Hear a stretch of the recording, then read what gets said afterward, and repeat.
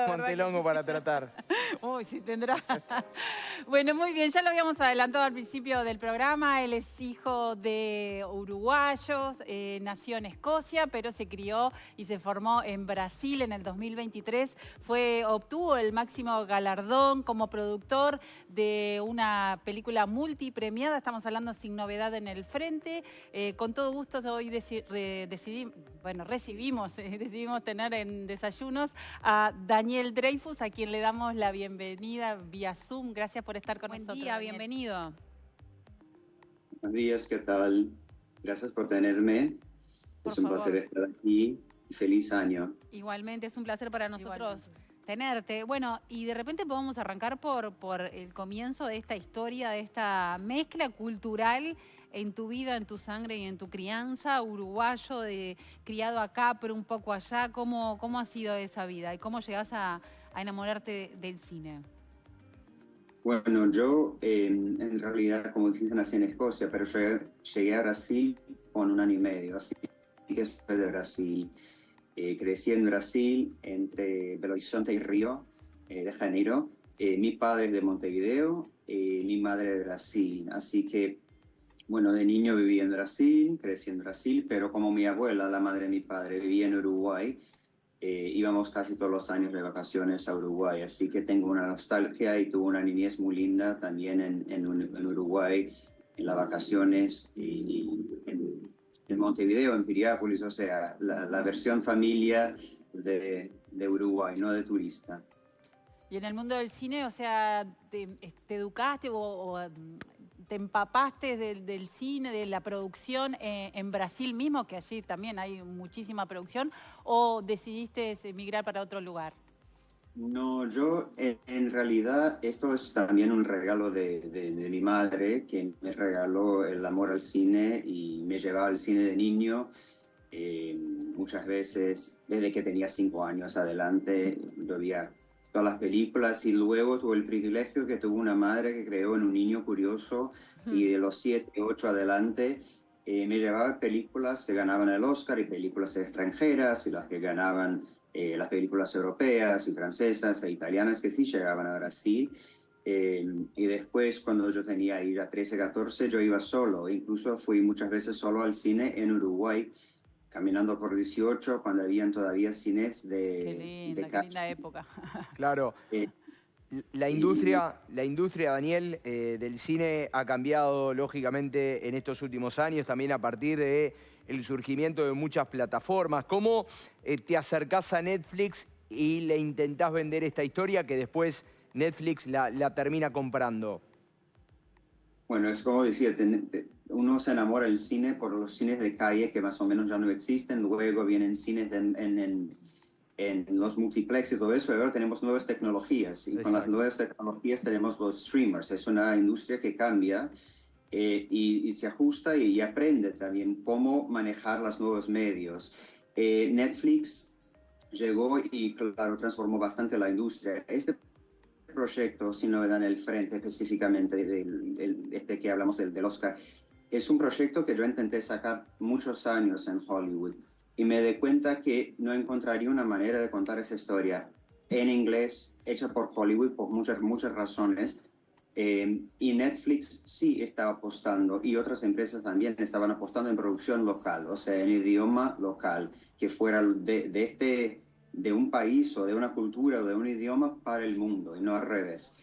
Eh, bueno, desde la parte europea de Netflix, se interesaron por el proyecto desde que fuera en alemán, con un director alemán, de manera auténtica, que más o menos una línea editorial de mi trabajo, o así espero. Ujú. Y bueno, y lo logramos desde ahí, pero fueron años intentando sacarlo adelante en Hollywood y al final, por suerte, por los cambios culturales y lo que trajo los streamers, las gestiones del idioma bajaron un poco como un obstáculo, ¿no? Ahora hay muchísimos proyectos y Claro. series que viajan todo el mundo y la gente las ve en el idioma original, Claro. ¿no?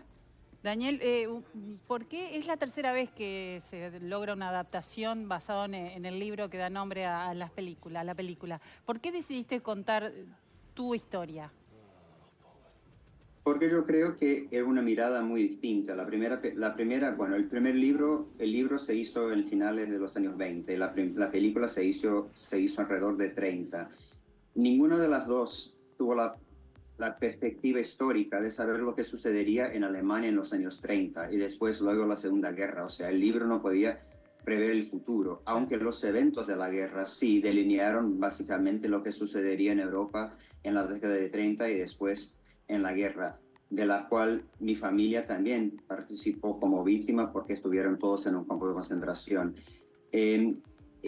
Nosotros sí tenemos la perspectiva histórica, que es, bueno, es una tragedia, pero tenemos el privilegio de mirar atrás y saber lo que sucedió después del libro. Entonces pudimos poner un poco de esto en la historia, con qué sucede con el tratado, cómo se termina la guerra con este armisticio y la humillación de Alemania en este acuerdo.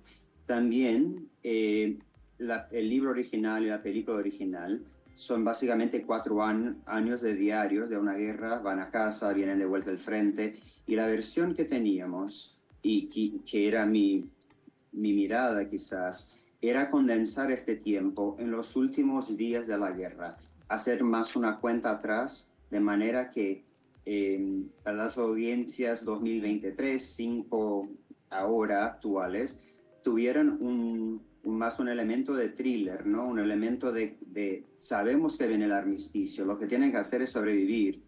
Pueden sobrevivir 5 días más en esta lucha que no tiene sentido, en que los generales quieren ganar, utilizar la juventud para una victoria moral que no tiene sentido ninguno, sacrificar más vidas y más jóvenes por una ambición personal egoísta.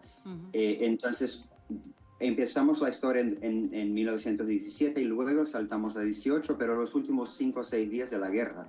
Y ahí condensamos estos tiempos. O sea, es una mirada bastante distinta, sí, dentro del mismo contexto, del mismo libro, del mismo personaje Paul, a las 2 miradas anteriores. Y verdaderamente la película que se hizo para televisión en los años 70, yo nunca la vi, porque tampoco querían tanta influencia de otras miradas y queríamos crear la nuestra. Bien. Ahora, quienes vimos la película, es una película durísima, hermosa, pero durísima, ¿no? Sí. Que te tiene con el corazón apretado, con la garganta cerrada, con ¿no? Haciéndote sentir cosas que ni podés imaginarte. ¿Cómo fue el trabajo con los actores, con los directores, bueno, intentar hacer sentir justamente eso, ¿no? Ese sentimiento de esos chicos que iban pensando que iban a defender su país y iban directamente a morir. O que iban a una aventura, exacto, que la vendían sí, una aventura en el frente como una cosa divertida, con el honor de la patria. Y mira la cara de Paul al final de la peli, qué honor es este, en que lo único que encuentran es destrucción y muerte y, bueno, el egoísmo de personas que deberían proteger la juventud y las utilizan para su beneficio propio. Una de las razones por las cuales quería contar esta historia es porque esto sigue sucediendo.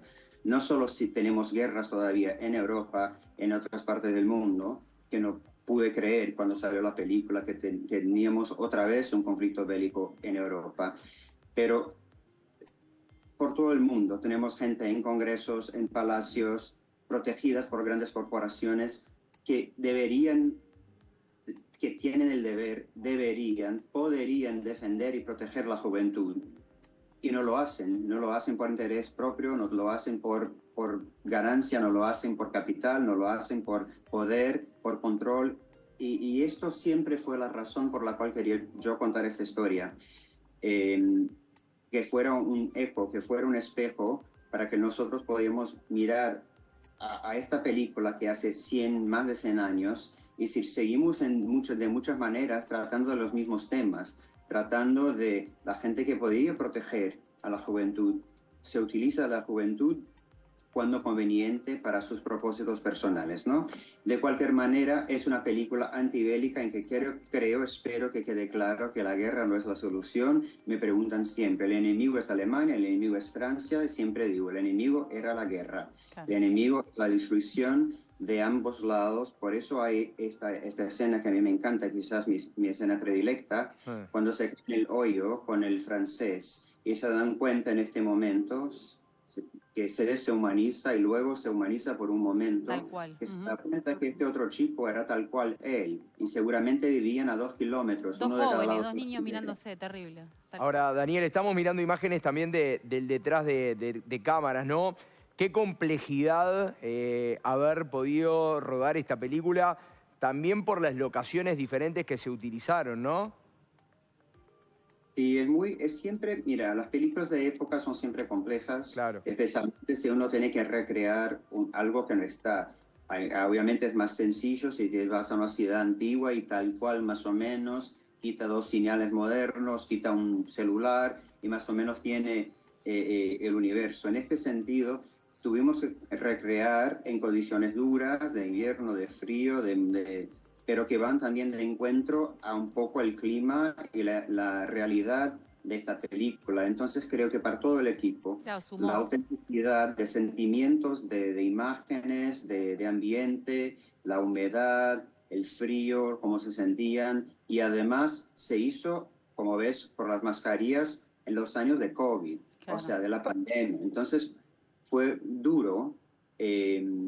Y claro, la gente estaba aislada, duro, pero creo que lo logramos y aunque fue muy difícil, esto quizás contribuyó un poco también para la sensación que se refleja en la pantalla. Daniel, te sacamos de la película, ahora volvemos a lo que fue la premiación este domingo de los Globos de Oro. Ganó un Globo de Oro, perdón. Fernanda Torres es una compatriota, tú que te criaste en Brasil, me imagino que debes haber sentido mucho orgullo por eso. Sí, estoy súper contento por ella. Es una grandísima actriz, una persona maravillosa. Tuve la oportunidad de estar con ella en Los Ángeles, cuando estaba ahí en noviembre, diciembre, en la franja, la promoción, porque es un full time. Esto es de todas las películas, chicas o enormes. El trabajo de promocionar una película es un trabajo de todos los días, de hablar con centenas de personas diariamente, de todos los sindicatos, de la Academia Europea, de los BAFTA. Es mucho trabajo y estoy súper contento por Fernanda, por Walter, por la historia que es tan necesaria se tratando de Brasil, el momento político que vivimos recién, cuando mucha gente intentó decir que no tuvimos dictadura o amenizar el terror que fue la dictadura de Brasil, una historia triste que compartimos nosotros en Sudamérica, varios en Chile, bueno, que también traté en la película, ¿no? En Argentina, obviamente, en Uruguay. Y esta historia común, triste, pero en Brasil se había hablado muy poco. Sigue se hablando muy poco.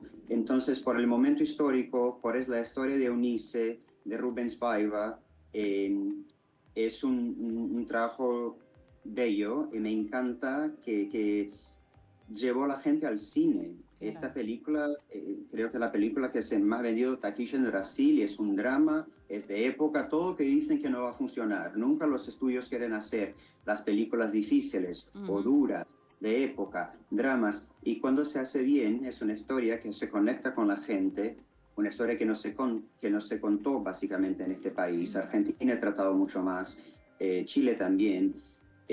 Bueno, ahí viene el resultado y es una película linda, hecha de manera linda, con Fernández está brillante y me encanta por el cine independiente, Bien, que es una cosa que necesitamos. No es una película de 200 millones de dólares con $1 billón de promoción, es una película hecha como las películas sudamericanas, independiente, aunque tenga presupuesto grande para una película independiente de Sudamérica. Me alegro por lo que significa para el cine independiente de Uruguay, de nosotros, de Argentina, que también pasar por un momento complejo. Bueno. En este sentido, Daniel, en varias entrevistas has dicho que las historias son la identidad de un pueblo.